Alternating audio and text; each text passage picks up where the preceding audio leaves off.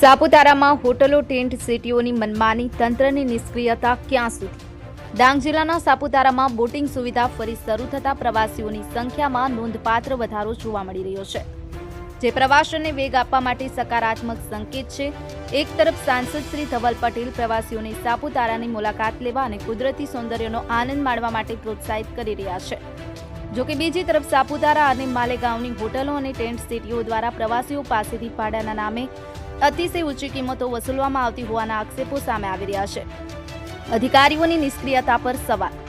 અખબારોમાં અંગેના અહેવાલો પ્રકાશિત થયા હોવા છતાં સંબંધિત અધિકારીઓ દ્વારા કોઈ નક્કર કાર્યવાહી કરવામાં આવી નથી, જેના કારણે તેમની ભૂમિકા પર ગંભીર સવાલો ઊભા થયા છે. એવું લાગી રહ્યું છે કે જાણે હોટેલરીઓ અને ટેન્ટ સિટીઓ દ્વારા અધિકારીઓને મોટી ટકાવારી આપવામાં આવતી હોય છે, જેના કારણે તેઓ આ મામલે આંખ આડા કાન કરી રહ્યા છે. પ્રવાસીઓ લૂંટાઈ રહ્યા હોવા છતાં અધિકારીઓમાં કોઈ ચિંતા જોવા મળતી નથી.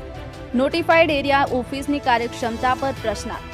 સાપુતારા નોટિફાઈડ એરિયાની ઓફિસ માત્ર ખુરશીઓ પર બેસી અને આરામ કરવા માટે બની હોય તેવું પ્રતીત થાય છે. આ કચેરીના અધિકારીઓની કાર્યશૈલી અપના કામ જાય, જનતા પોતાનું કામ થાય એટલે જનતા ભલે હેરાન થાય જેવી હોવાનું સ્પષ્ટપણે જણાઈ રહ્યું છે. પ્રવાસીઓના હિતનું રક્ષણ કરવાની જવાબદારી ધરાવતી ઓફિસની નિષ્ક્રિયતા પ્રવાસીઓમાં ભારે રોષ જણાવી રહી છે. તો જોવાનું એ રહ્યું કે અધિકારીઓને હજુ પણ જાગશે કે પછી ઘોર નિંદ્રામાં જ રહેશે. ડાંગ મિત્ર ન્યૂઝ, મિલન ધુરે.